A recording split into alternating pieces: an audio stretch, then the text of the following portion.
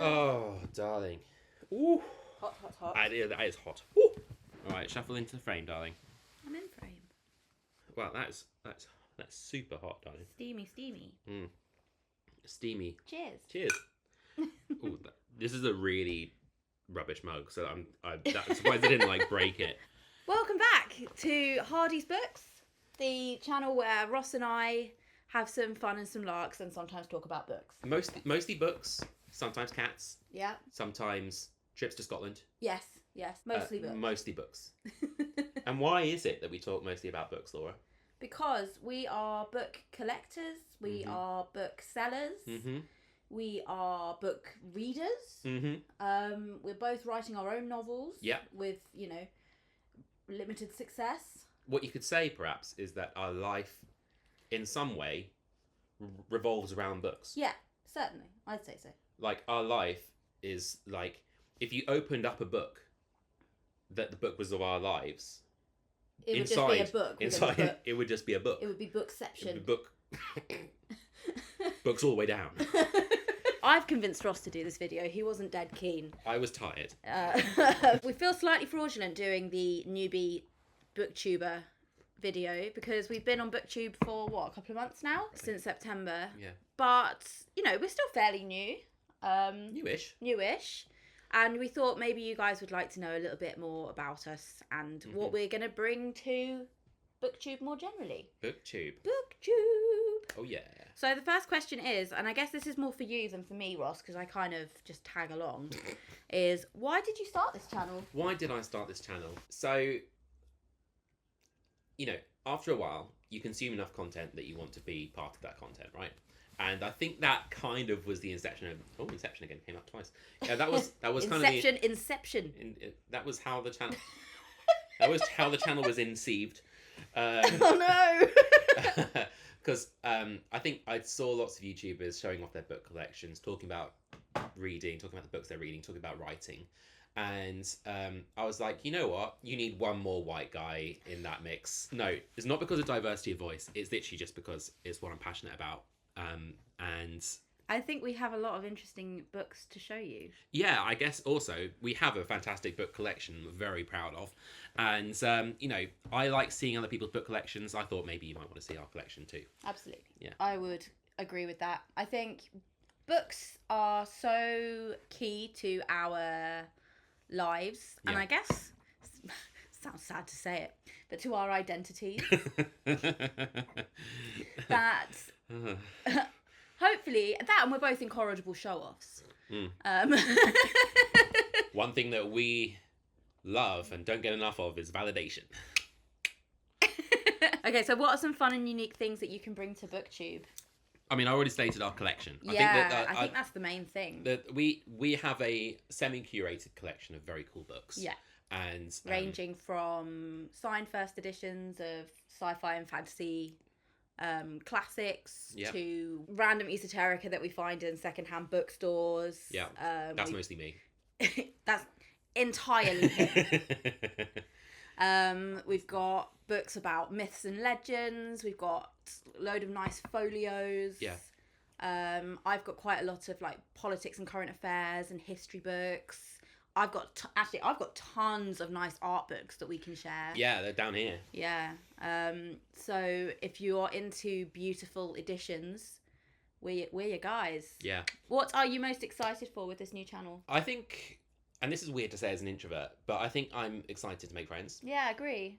I think already we've had such lovely responses in the comments and really feeling the love, and to get to know people and to get to sort of see familiar faces. I think in the, especially post-COVID times, it's difficult to, especially now we're in our 30s as well. I think people meet friends at school and in work and at clubs and things. Yeah. We're kind of set in our ways. We're settled. It's quite difficult to meet new people organically unless you go to a specifically set up. We're joining a writing group. We're going to meet people that way. This makes us sound like really sad, lonely losers. We're actually very cool and popular. People love us. People love to be around us. As you know. But yeah, it'd be nice to get a sense of that community. Yeah. I think the digital world is quite isolating, or it can be. And a lot of our friends we've made through gaming, through Dungeons and Dragons, Discord, particularly. And this will be a nice way of meeting some more new, like-minded folk. Hopefully. Yeah. Why do you love reading? I'm going to bring some psychology into this. Oh God. Okay. And I need to remember what the guy's name is. Ross can never give you a short answer, Hardy, everyone. Mm-hmm. In the field of like positive psychology, there are the different discussions about what happiness is, and there are people who are like naturally, joyful or whatever, but that's not happiness, and that's not necessarily. It doesn't necessarily class as well. Maybe it is happiness, but it's not like. There are different ways in which you can access happiness or access, fulfillment in life. And for me, one of the things that has always brought me happiness and fulfillment has been escapism. Yeah. And getting into that flow state where you completely forget yourself, where you're so totally immersed in a story. 100%. And whether that's reading it or whether that's even writing it. Yeah. I mean, give me a story where I'm not thinking about the prose. Yeah. Where I'm not thinking about like the plot, where I'm thinking about the characters as real people, and I'm there. The Farseer trilogy by Robin Hobb. I once felt genuinely homesick for the Six Duchies. That's what I want. That's why I love reading. Yeah. I went and did a whole reread of The Realm of the Eldlings. That's 14 books. It is. That's a lot of books. Interesting that you say that you choose escapism to find happiness. I use SSRIs. You select that serotonin to reuptake. But no, I do agree. Yeah. There's an element of escapism. I think it can help people who are in a bad place. I mentioned this actually on my top 6 fantasy books. Mm-hmm. If you're in a bad place, if you're sad and lonely and, maybe your life isn't going quite as you are hoping, or if something terrible's happened, or you just are generally discontent, it's escapism. Maybe it's not a healthy coping mechanism. I don't know. I'm not a therapist. I think if you use it to avoid your issues, then it is. But if you use it just to take a break, because life is hard. I think there's actually no shame in finding things to get you out of your head, back into time enjoyed is not time wasted. What else we got, Laura? What are we up to? What book or series got you into reading? What book or series got you into reading? Well, when I was very small, I remember going to the library by my primary school and checking out horrible histories. Oh, you stole my one. Oh, I'm sorry. It's okay. That's good. We both love history. Yeah. Horrible histories. Both neither of us really studied history much in school. I did it to GCSE. Really okay, you did it further than I did. Yeah. And yet it's weird that we're both like massive history nerds now. Yeah. Because, as kids, both love horrible histories. Loved horrible histories. As adolescents, both a bit ambivalent towards history. As adults, love history. So, little 8-year-old Laura loved horrible histories. Artemis Fowl. Oh. Loved Artemis Fowl. Jacqueline Wilson. Like the Illustrated Mum, for example. Yeah. Did you realise that that's a pun on Illustrated Man by Ray Bradbury? Huh. Now you know. They are messed up, actually. I was thinking about this. So the Illustrated Mum, I haven't read it for probably 25 years. Yeah. Just as a caveat. It's about a girl whose mum has serious mental health problems and kidnaps her from school to go and look for her absent father. Wow. Okay. It's dark. So did these books cause the trauma that you're now trying to escape from through reading? No, maybe. Maybe. That sort of thing. Going back even further than that, the Home Farm Twins. Home Farm Twins. Yeah. Wow. Which is ironic because I grew up in the inner city. I hadn't met a horse until just recently. Until this year. Yeah. I'm 32. And then, everybody, I think most people go through a phase in their early teens where they stop reading. Definitely read less, played more video games. Exactly. Yeah. I was busy flirting with boys. But then when I was in uni and then like recently graduated, I got heavily into fantasy. Yeah. So I mentioned The Realm of the Elderlings, also like Mistborn played a big part in that time in my life. Brando Sando, yeah. First Law. Oh, whoo. Brent Weeks. Yep. What about you? I've been talking for ages.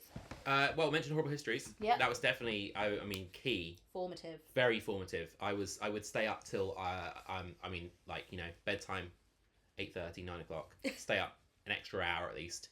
And sometimes I'd go out my room, turn the landing light back on in order to have a bit of light to read by, which my parents, I was always trying not to get caught doing that, but I mean, it's kind of I bet they secretly loved it. At least you're under your cover reading Horrible Histories. And then I read The Hobbit, and that was kind of like the first fiction book I think that I really enjoyed. I remember reading some William Nicholson around that time as well, The Windsinger. Yeah. So those were the kind of books I was reading when I was quite young. And then, so same as you, like adolescence, just kind of just dropped off reading. But I didn't drop off fantasy and sci-fi. Well, maybe a bit of fantasy. Didn't drop off sci-fi. I was, like, my teen years were absorbed by Halo and Mass Effect. Like, learning what I liked about sci-fi, like sci-fi stories. I love the Halo stories. In fact, that was one of the first books series that got me back into reading was the Halo books. I didn't know Halo were books. Yeah, well, I mean, are they novelizations of the games? One or two are. So there's Halo Reach. Yeah. Or I think it's called Halo. I'm going to stop you there. I don't care. So reader. So there's Halo Full of Reach, and then there's Halo The Flood, which are based on the games.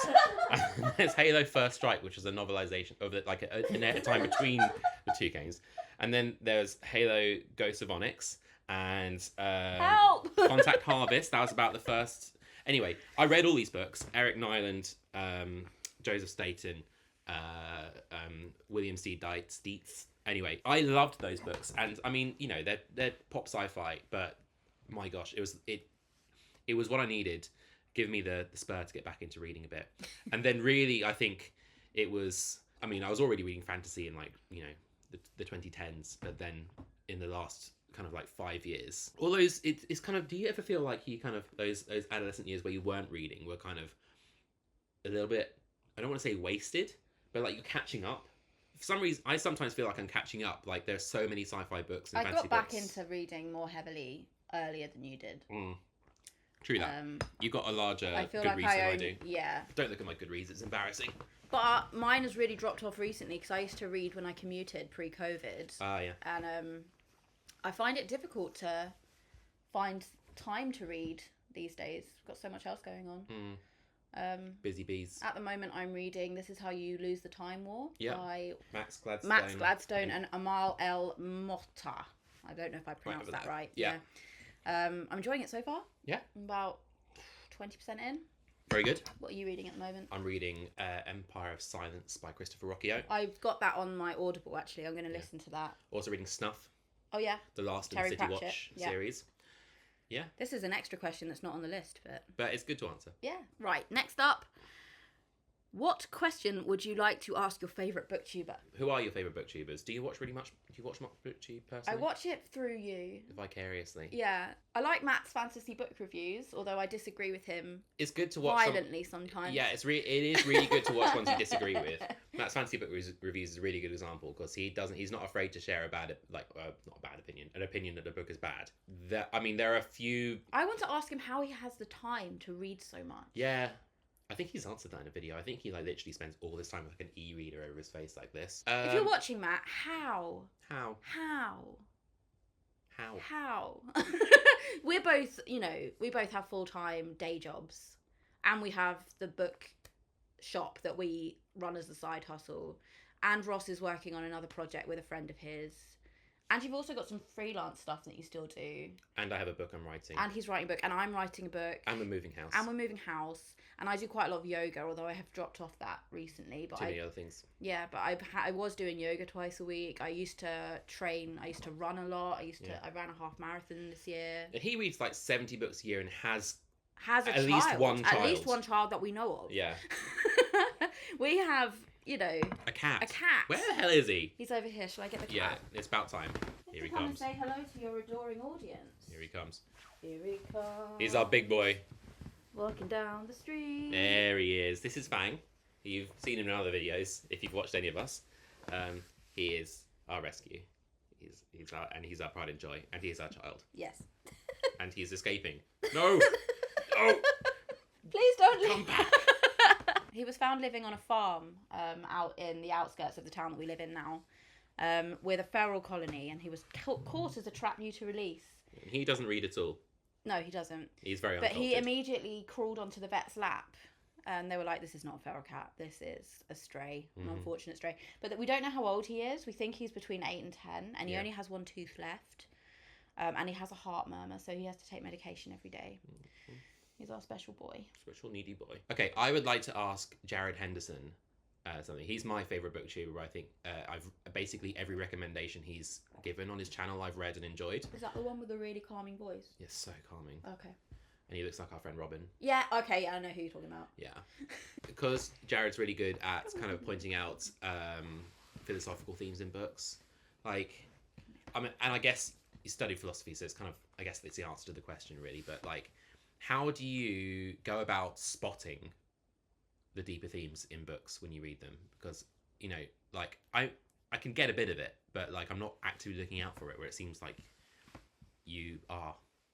And I'm impressed with that. You're studying philosophy. Yeah. I don't know. Maybe you're just, if you're soaked in the world of philosophy, then you just notice them. I don't know. So don't bother answering the question. I'll answer it for you. What challenges do you think starting a BookTube channel will be the hardest to overcome? Understanding the algorithm. Understanding the algorithm. My God, it's like your last video has done a dog leg. It's like, Yeah. It's so ridiculous. There was one video that you did that you spent so long on, and you were so proud of, and then it got like 250 views. The fantasy signatures. I don't understand it. And then, you know, the one that we did about speculative fiction, which is just utter chaos, is on like 2,500 views. Yeah. Which is also a good video, and we're proud of it. Oh, we're proud of all our videos. Yeah, we wouldn't upload anything that we weren't proud of. Yeah. I think the challenge for me personally is going to be the rhythm. I have a bit of a habit of starting projects and not finishing them. I'm not going to allow that to happen to us. And also in like, now that I'm in my 30s, I'm doing that a lot less than I was when I was in my early 20s and teens. Yeah, so weekly, that kind of weekly release schedule, trying to get that on, keep that going. So we've done the first 7, which are those are the standard BookTube questions. Yeah. We found like the appendix. Here. Okay. Oh, this is the bit when you're reading Return of the King where you realise that actually you have finished a book. That extra 25% is literally just appendices. Where do you read? So I always used to read on my commute, because I lived in outer London and I worked in central London, so I had about an hour and a half's commute, which is ridiculous because it's like 13 miles, but it's not a straight line. Yeah, our commute is still that, and we live like 40 miles from central London. Yeah. That is where I do most of my reading, but usually is in audiobooks. Yeah. Because then you can do multiple things. You can do some work at the same time. You can just chill, watch the countryside. I quite like, putting my loops in, sitting on the sofa with a cup of tea. That's what I did last night. Yeah. Sat and read my book. Sometimes I read in bed. On holiday. On holiday is the best. Big one. Yeah. Get a lot of books done on holiday. Yeah.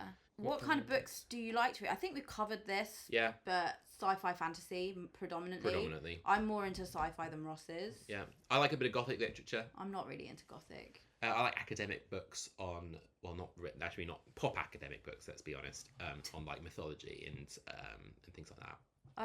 I've recently been getting into the Empire podcast with Anita Arndt and William Dalrymple. Yeah. Basically every single book that they recommend I've bought. Yeah. History books. Yeah. Big one. Yeah. So I'm about to get into The World of Family History by Simon Sebag Montefiore. I've got it on the coffee table ready to go. It's a chonker. Yeah. I also recently bought The White Ship by Charles Spencer, which is a history book about the sinking of the White Ship and the subsequent impact on the royal families of Europe at that time. Books on writing. So I read quite a lot of books on writing, like Anne Lamott, Bird by Bird. Drea's English, that's a good one. Stein on writing. I haven't read Stephen King's on writing yet. That's in my TBR. Murakami as well. Writing as a vocation.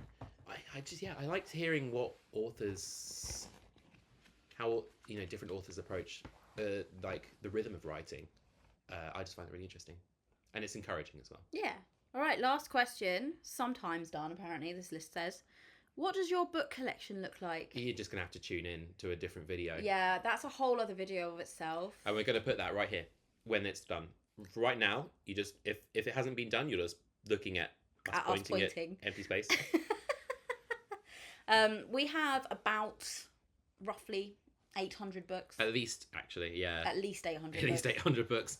Which is not quite a library. 1,000 books is a library, apparently. Well, we're nearly there. Nearly there. As a secret little bonus that Ross doesn't know I was going to ask. Oh, no. Do you want to show off your favourite book in our collection? You might have been wondering what this big black box is right here. This is my number one Terry Pratchett item. This here is a big A4 box. This is the first draft manuscript of Night Watch, which is one of my top 10 fantasy books by Terry Pratchett. And inside, this is an internal letter in Doubleday. And within here, you have... This is the actual manuscript that was sent to Doubleday of Night Watch by Terry Pratchett. He had this box specially made. I did.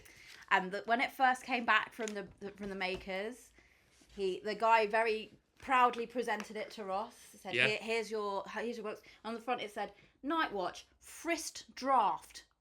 It was not a good moment. And then Ross, because he's the most polite man on earth, was like, "Oh, it's fine. We it's can fine. We can edit Rub it out with Sharpie. Yeah, it'll be fine. Don't worry. Maybe we can just get a sticker." I was like, "No." Probably the most unique item in our collection. I'd say so. Yeah. I'm going to put it back on the shelf carefully now. Thus concludes, I suppose. Yeah. I hope you've enjoyed this slightly chaotic video. It's a little glimpse into our lives. Unfortunately for us, we are actually like this all the time. It's exhausting. We have a great time. Yeah. We're very much in love. Yes, we are. Yeah, I hope you've enjoyed this video. Give us a like if you enjoyed it. Give us a subscribe if you'd like more slightly peculiar videos like this one. We are on Instagram at Hardy's Books. We are on TikTok again at Hardy's Books. And if you are interested in purchasing some of our rare first editions, or signed special editions, or just unusual rare weird books, head to hardysbooks.co.uk. Help us support this lifestyle that we have become accustomed to. Bye.